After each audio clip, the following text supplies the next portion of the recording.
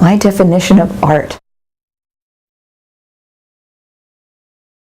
Basically, because I'm come from a traditionalist style of background, going through university and going through the art history program, you learn what art is, and they do it definitely in the traditional form.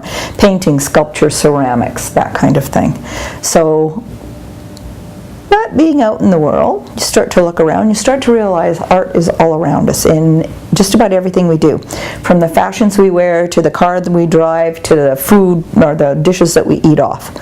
So my idea of art has expanded.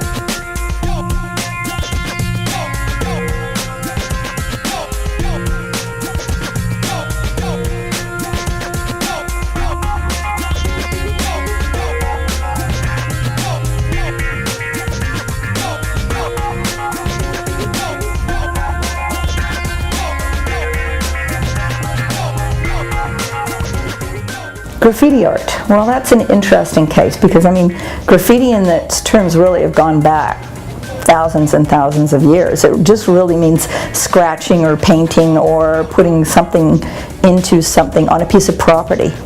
The caves in Lascaux can almost be called graffiti art. Modern graffiti art, that's a different thing because it started back in the 1970s in New York kind of thing. Graffiti's been around for years. Kilroy was a piece of graffiti the American troops did. But the modern art that we think of as graffiti art starting in New York was done in a different manner. They were basically tagging subway lines. They weren't tagging personal property in that respect. And it was easy for them to get at, and they had time to develop huge, beautiful creations. And those I would consider artistic.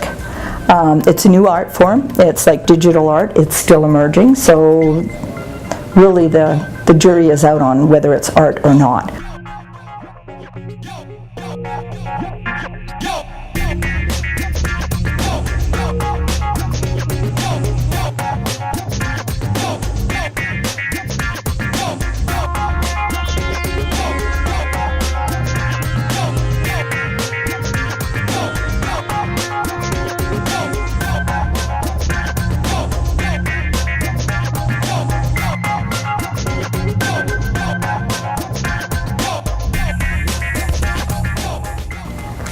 But the graffiti artists, they're coming into mainstream with the artistic portions of it, where the piece doesn't take them 20 minutes or 5 minutes to do.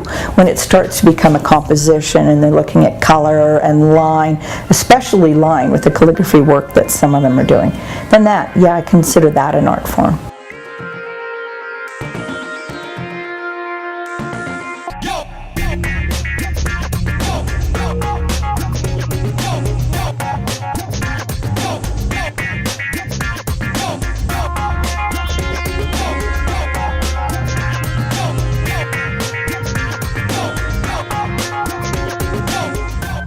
I think art is a very personal thing. It's very subjective.